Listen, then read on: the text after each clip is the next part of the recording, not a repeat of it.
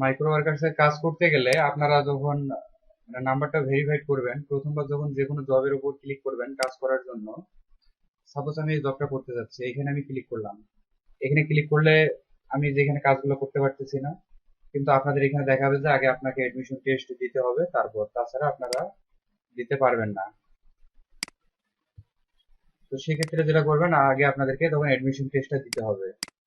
Admission test দেওয়ার জন্য এখানে আপনার 10টা কোশ্চেন থাকবে। 10টা না, সরি, 8টা কোশ্চেন থাকবে। 8টা কোশ্চেনের মধ্যে প্রথম 3টা কোশ্চেন থাকবে মাইক্রো ওয়ার্কার্স রিলেটেড। ঠিক আছে? তো এই মাইক্রো ওয়ার্কার্স রিলেটেড কোশ্চেন যে 3টা থাকবে, এই 3টা অ্যান্সার করতে গেলে আপনি এখানে একটু গুগলে সার্চ করেন। মাইক্রো ওয়ার্কার্স লিখে একটু গুগলে সার্চ করেন। গুগলে সার্চ করলে দেখবেন যে এই যে FAQs একটা পেজ আছে না, এটাতে একটু যাবেন। গেলে এই যে এই পেজটার মধ্যে যে সমস্ত লেখাগুলো আছে, এই পেজটা একটু সুন্দরভাবে পড়ে নেবেন। যেমন এখানে কি কি আছে, এটা অবশ্য আপনার ওই এডমিশন টেস্ট শুরু করলে আপনাকে এই পেজটা দিবে পড়ার জন্য, কিন্তু ওখানে তো আপনার টাইম নষ্ট করার কোনো দরকার নাই, তাই না? তো এটা আগেই পড়ে নেবেন, তাহলে আর ওইখানে আপনার টাইম নষ্ট হবে না, 10 মিনিট টাইমই পাচ্ছেন।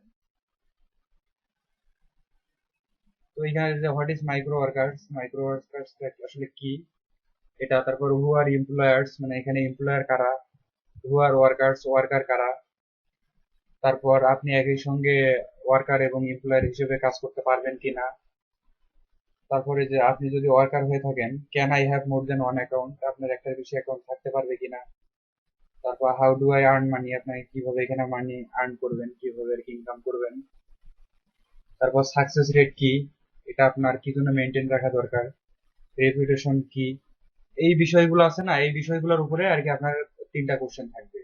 তো এগুলো যদি পড়েন তাহলে 3টা কোশ্চেনের অ্যান্সার আপনি সুন্দরভাবে দিতে পারবেন। আর তারপর 3টা কোশ্চেন থাকবে, এটা আর কি আপনার ওই যে সিনোনিম বা অ্যান্টোনিম, এইরকম টাইপের আর কি কিছু কোশ্চেন থাকে 3টা। তো এই 3টা একটু কঠিন হয়। জি বলেন। জি, যে এটা মাইক্রো ওয়ার্কার্স এর এক্সামের জন্য। তো মানে আগে আর কি কি প্রিপারেশন নিতে হবে সেটা আর কি আপনাদেরকে বলে দিচ্ছি। তো এই 3টা কোশ্চেনের অ্যান্সার করতে গেলে আপনাদেরকে এই পেজটা করতে হবে। তারপর আপনি যেটা করবেন, তারপরে যে 3টা আসবে এটা আপনার সিনোনিম বা অ্যান্টোনিম টাইপের আর কি থাকে 3টা। তো এই 3টা করতে গেলে দেখা যাবে যে যারা ইংলিশে অনেক ভালো তারা করতে পারবেন, বা যারা আর কি আমার মতো একটু ইংলিশে দুর্বল, তারা যেটা করবেন, এখানে আর কি ট্রান্সলেট ওপেন করে রাখবেন আর একটা ট্যাবে।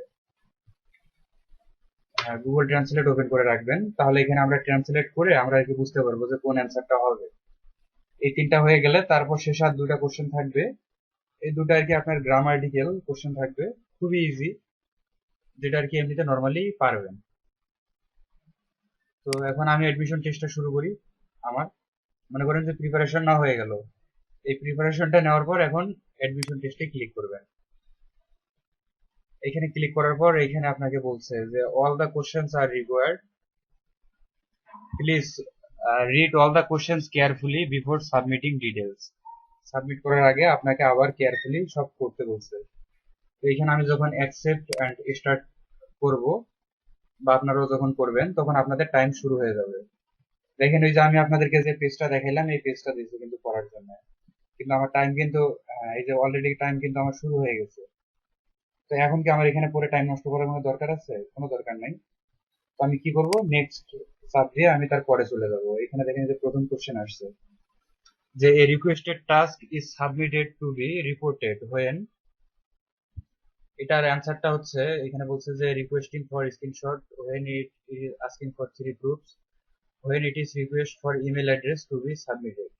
এই যে 3 নম্বরটা, আপনি যখন এই যে FAQ পেজটা পড়বেন, এই অ্যান্সারগুলো কিন্তু পাবেন।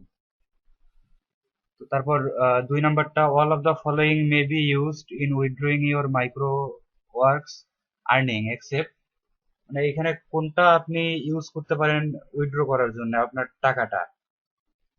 এখানে ব্যাংক ভিয়া ট্রান্সফার, এটা শুধু ইউএস এর জন্য, এটা পারবেন পেপাল দিয়ে, পারবেন স্ক্রিম দিয়ে, পারবেন। এটা আপনি শুধু এক্সেপ্ট, মানে কোনটা বেঁধে রেখে বাকিগুলো দিয়ে পারবেন। পেজা এরা সাপোর্ট করে না, তার মানে এটা অ্যান্সার। ওই পেজটা পড়লে কিন্তু অ্যান্সার গুলো পেয়ে যাবেন, ঠিক আছে? তো তারপর all of this are valid ways to earn money in micro workers, মানে এখানে সবগুলো ভ্যালিড ওয়ে মাইক্রো ওয়ার্কার্স এর টাকা ইনকাম করার জন্য, এক্সেপ্ট কোনটা বাদে টেস্টিং অ্যান অ্যাপ এই রিলেটেড কাজ পাওয়া যায়। তো এটা ঠিক আছে। Submitting a negative comment on a image as requested by an employer, মানে যে কাজটা দিবে তার রিকোয়েস্টে যদি আপনি কোনো ধরনের মানে নেগেটিভ রিভিউ বা নেগেটিভ কমেন্ট করেন কোনো ছবিতে, তো এটা আর কি আপনার ভ্যালিড ওয়ে হবে না, কারণ নেগেটিভ কিছু করা যাবে না, তার মানে এটা হওয়ার চান্স আছে, তাই না? আবার ট্রান্সলেটিং এন্ড ডকুমেন্ট এটা কাজও পাওয়া যায়। Data mining for a gardening company, আপনি ডাটা মাইনিং এর কাজ করতে পারেন। তারপর নেক্সটে যাই। এখন এই যে নেক্সটে গেলে দেখেন এইগুলা কিন্তু আমাদের ওই তিনটা কোশ্চেন শেষ, তাই না? এখানে বলছে যে which words means to accumulate together, মানে একুমুলেট মানে মানে এটা সিনোনিম, এটা সমার্থক শব্দ কোনটা? একুমুলেট। তো ধরেন আমি জানি না, আমি কি করব, পুরাটাকে কপি করলাম, কপি করে একটু ট্রান্সলেট করলাম, এখানে বাংলা টু ইংলিশ করব, সরি ইংলিশ টু বাংলা করব, এখানে ইংলিশ টু বাংলা। একুমুলেট মানে হচ্ছে জড়ো করা, তাই না? বা জমা হওয়া। টুগেদার, তাহলে এখানে কোনটা হইতে পারে? কি অবসন্নতা, জড়ো হওয়া, জড়ো হওয়া। accumulate,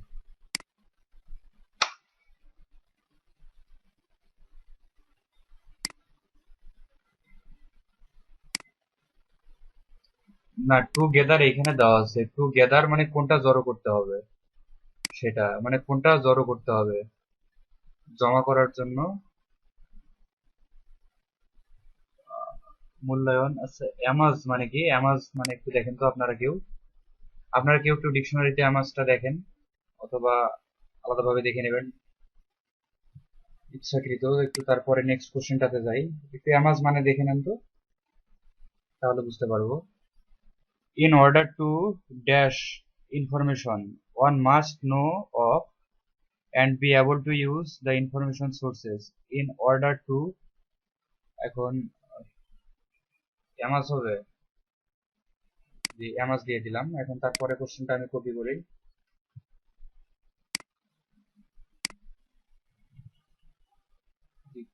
এখানে বলছে যে ইন অর্ডার টু, এগুলার মানে কি, নিচের মানেগুলো দেখলে আমরা বুঝতে পারবো। ইমপ্লাই, একুয়ার, ইমপ্লাই মানে হচ্ছে বোঝানো, একুয়ার মানে অর্জন, অবসকিউর মানে অস্পষ্ট, প্রোফাউন্ড মানে হচ্ছে গভীর।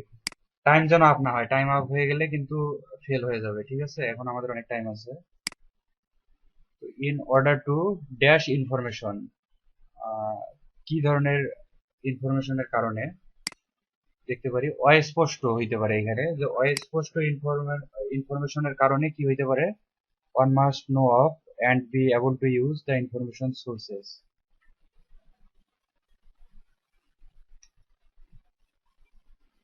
মানে আপনাদের এই সোর্স গুলো, ইনফরমেশন সোর্স সম্পর্কে জানতে হবে বা ইউজ করার সম্পর্কে জানতে হবে।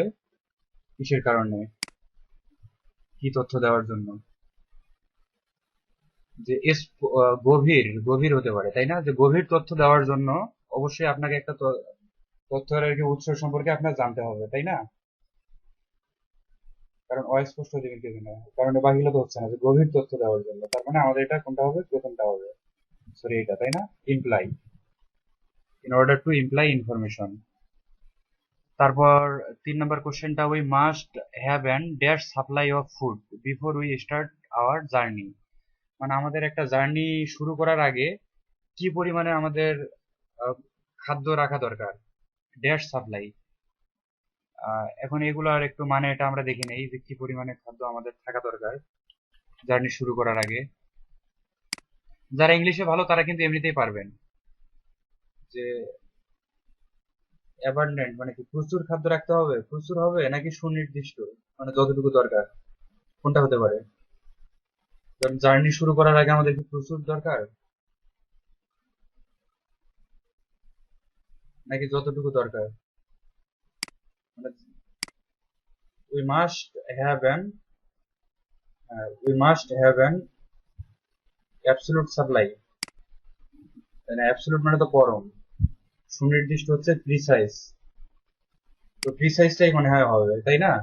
কারণ, জি বলেন, বলেন।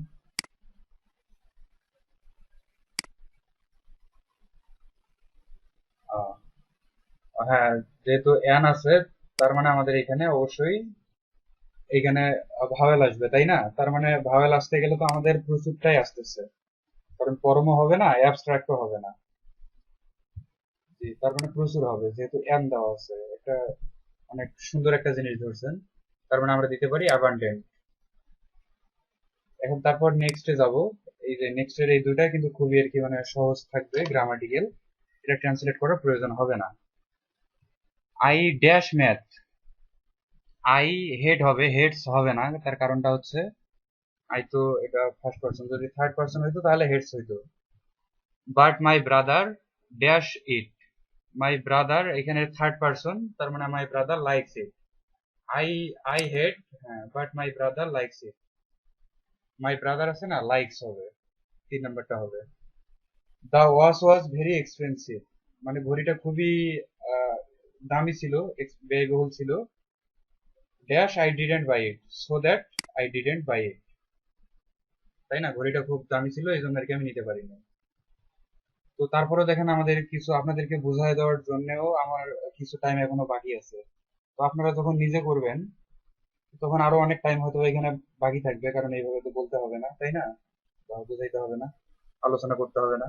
তো যে টাইমটা বাকি থাকবে, যদি আপনার কোনোটাতে কনফিউশন থাকে, যেমন আমার একটাতে ছিল, তাই না, যে এটা কোনটা হবে, আপনারা বলে দিয়েছেন যে অ্যামাস, তো এই জন্য আমি আর দেখলাম না।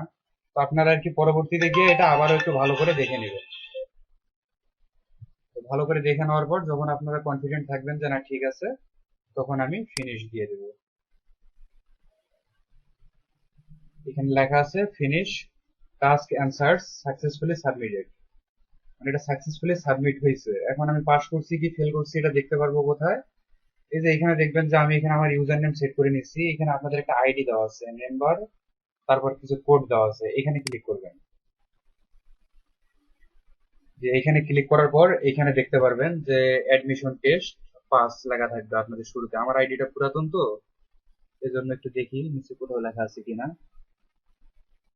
কিন্তু আপনাদের আর কি শুরুতেই লেখা থাকবে, নতুন যেগুলো আইডি এগুলোতে শুরুতেই লেখা থাকবে, যে এখানে আপনার লেখা থাকবে যে অ্যাডমিশন টেস্ট পাস।